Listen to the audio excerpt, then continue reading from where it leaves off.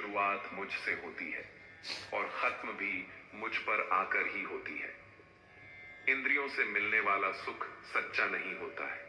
इंद्रियों का सुख पहले तुमको अमृत की मिठास देगा, लेकिन बाद में तुम्हारा विनाश कर देगा। कान्हा कहते हैं, हे मानव, तुम अपने जीवन को सार्थक बना सकते हो, लेकिन इसके लिए तुम्हें मेरी शरण में आना पड़ेगा। अगर तुम्हें मेरी बातें अटपटी लगती हैं, तो तुम्हें अपने नजरिए को बदलने की जरूरत है। अभी तुम चीजों को उस तरह से नहीं देखते हो जिस तरह मैं देखता हूं।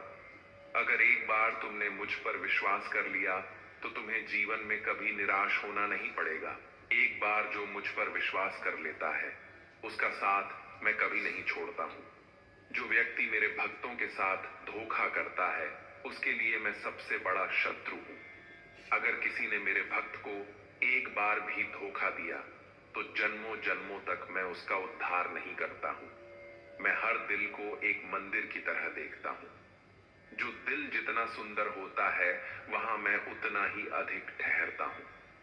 श्री भगवान कहते हैं, इस दुनिया में तुम प्रेम सभी से करो, लेकिन पूर्ण रूप से विश्वास किसी पर मत करो। अगर तुमको भरोसा करना है, तो केवल परमात्मा पर करो। जब तुम शुरुआत करोगे, तो स्वाभाविक रूप से तुमको असफलता मिल सकती है। कई बार तुमको गिरना भी पड़ सकता है, लेकिन इसका मतलब यह नहीं होना चाहिए कि तुम उस काम को करना छोड़ दो। एक समय आएगा जब तुम परिपूर्ण हो जाओगे और तुम्हारे सभी काम सफल हो जाएंगे। इस काम में मैं हमेशा तुम्हारे साथ खड़ा रहूंगा। मैं तुम्हारे हर छोटे बड़े कर्म में साथ दूंगा। तुम्हारा जो दिल करे उसको करो, लेकिन नम्रता और सरलता के साथ, अहंकार के साथ नहीं। इस धरती पर आने के बाद आपका मुख्य उद्देश्य यहां से मुक्त होना है। केवल वही मनुष्य मुक्त हो सकता है जो अपने कर्मों में दृढ़ संकल्प के साथ स्थिर है और सुख दुख को समान रूप से सहन करता है। जो मनुष्य अपनी आत्मा की बात सुन सकता है, वह मुझसे बात कर सकता है और देख भी सकता है। जो व्यक्ति मुझे हर चीज में देखता है और मेरे होने के एहसास को अनुभव करता है, वह मेरा सच्चा भक्त है। ऐसे भक्तों से मुझे प्रेम है। ऐसा कोई नहीं है जिसका सदियों से अस्तित्व है, और ना ही ऐसा कोई है जिसका सदियों बाद अस्तित्व रहेगा। यहाँ कुछ स्थायी नहीं है। मैं सभी के घरों में निवास करता हूँ। मेरी ऊर्जा सभी जगह समान रूप से वितरित है। जो मुझे पहचान लेता है, उसको मैं भक्ति रस प्रदान करता रहता हूँ। दुनिया का सबसे बड़ा पापी भी अगर समर्पण के साथ मेरी सच्ची उपासना करे, तो मैं उसको भी शुद्ध कर देता हूँ। जो तुमने सुना है, उस पर आंख बंद करके विश्वास मत करो। कुछ लोग अपने विवेक से मुझे अपना बनाते हैं, कुछ लोग ज्ञान से, कुछ लोग कर्म से, कुछ योग से। तुम मुझे किस रूप में प्राप्त करना चाहते हो, यह पूरी तरह तुम्हारे ऊपर है। तुम मुझे जिस रूप में बुलाओगे, मैं उसी रूप में हाजिर हो जाऊंगा। तुम मेरे प्रति सदा चौकस रहो, मेरी उपासना करो, अपने हर एक काम के लिए मेरा स्मरण करो। मैं वादा करता हूं, तुम मेरे प्रिय बने रहोगे। वे मूर्ख हैं जो प्रेम को बकवास कहते हैं। प्रेम इस संसार की मूल है, इसी से संसार बना है।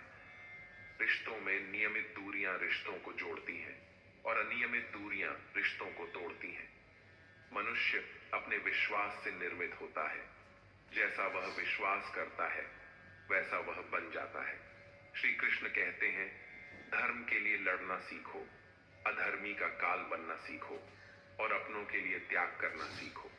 सत्य हमेशा पानी में तेल की एक बूंद के समान होता है।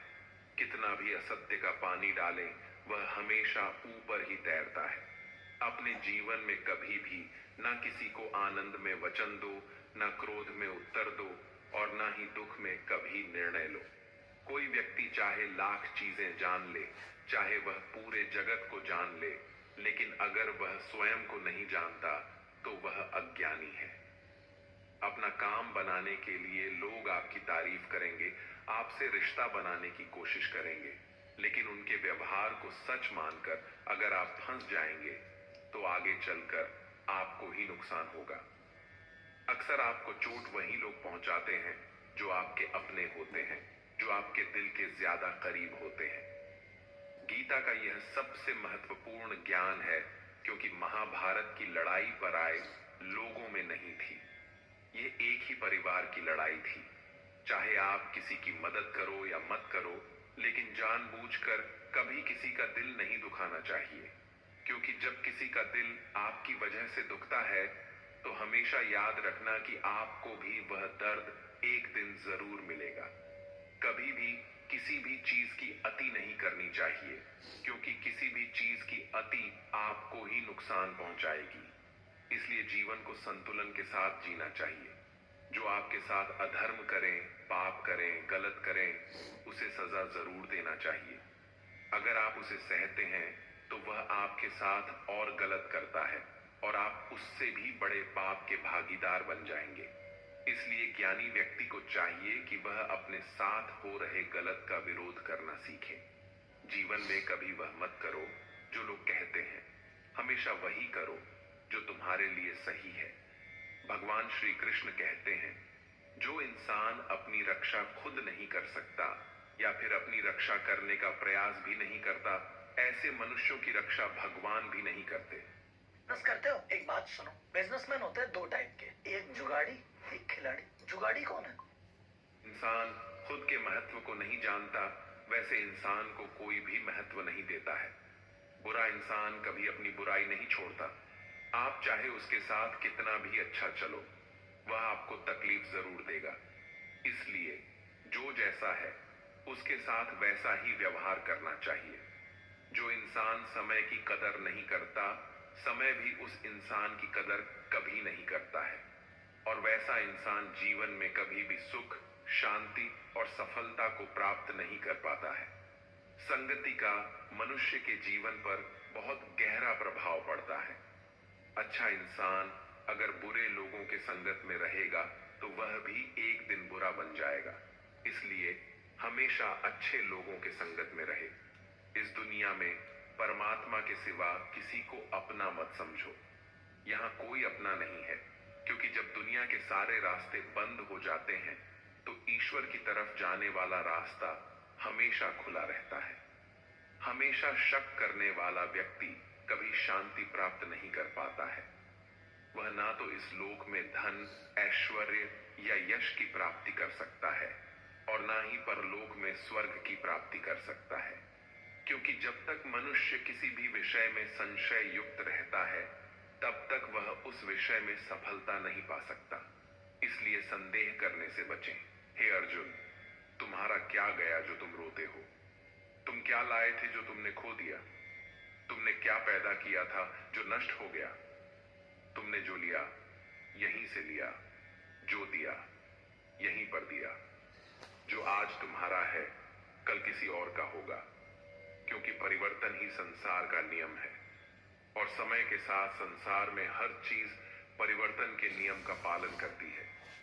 भगवान श्री कृष्ण कहते हैं, कर्म योग ही वह योग है जिसके माध्यम से हम अपनी जीवात्मा से जुड़ पाते हैं।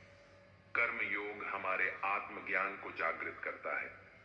इसके बाद हम न केवल अपने वर्तमान जीवन के उद्देश्यों को, बल्कि जीवन के बाद की अपनी गति का पूर्वाभास प्राप्त कर सकते हैं। इस योग में कर्म के द्वारा ईश्वर की प्राप्ति की जाती है।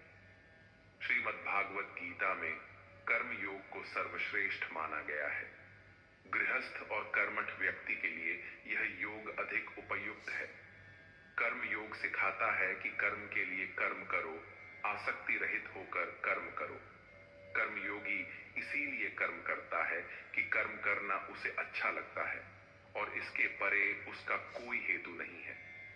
कर्म योगी कर्म का त्याग नहीं करता, वह केवल कर्म फल का त्याग करता है और कर्म जनित दुखों से मुक्त हो जाता है।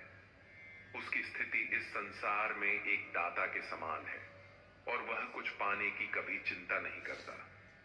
वह जानता है कि वह दे रहा है और बदले में कुछ मांगता नहीं, और इसीलिए वह दुख के चंगुल में नहीं पड़ता।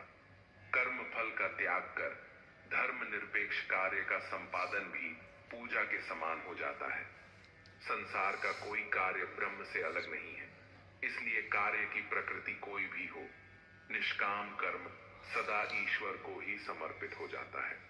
पुनर्जन्म का कारण वासनाओं या अतिरिक्त कामनाओं का संचय है।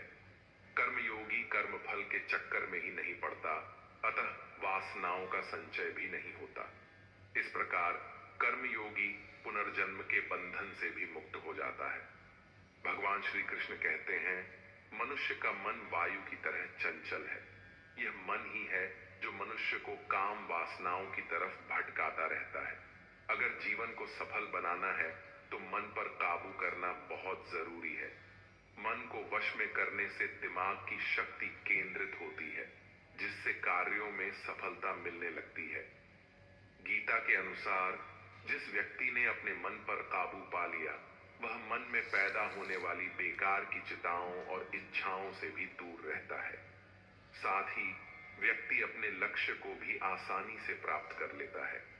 अगर मन को वश में नहीं करोगे तो वह तुम्हारा सबसे बड़ा शत्रु बन जाएगा। भगवान कहते हैं, जो मनुष्य सुख और दुख में शांत रहता है, जिसके राग भय और क्रोध नष्ट हो गए हैं, जो मनुष्य शुभ और अशुभ वस्तु को पाकर ना प्रसन्न होता है और ना द्वेष करता है, जिन्होंने अपनी इंद्रियों को वश में कर लिया है, वह स्थिर बुद्धि मनुष्य मुनि के समान है। ऐसा मनुष्य स्थिर चित्त और इंद्रियों को वश में करके ज्ञान द्वारा परमात्मा को प्राप्त करके हमेशा संतुष्ट रहता है। क्रोध मनुष्य को नरक की ओर ले जाने वाला द्वारा है। क्रोध करने से व्यक्ति का मन अशांत हो जाता है और उसकी स्मरण शक्ति भ्रमित हो जाती है।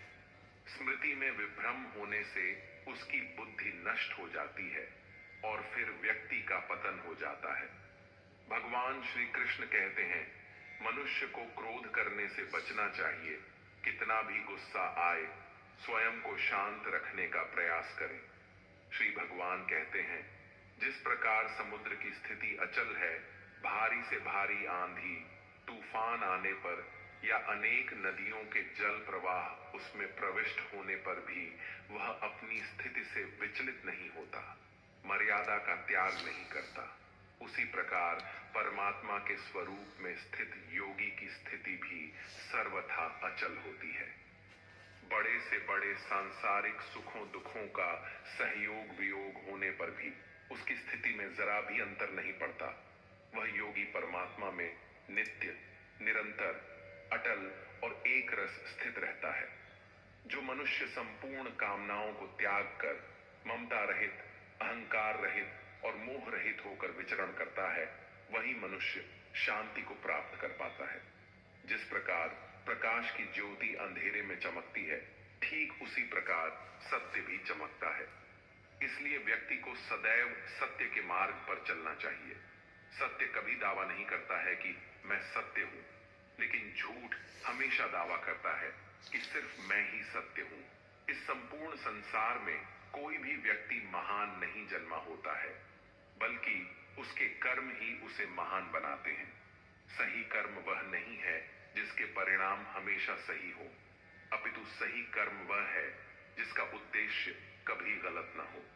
श्रेष्ठ पुरुष जैसा आचरण करता है, अन्य पुरुष भी वैसा ही आचरण करते हैं। वह जो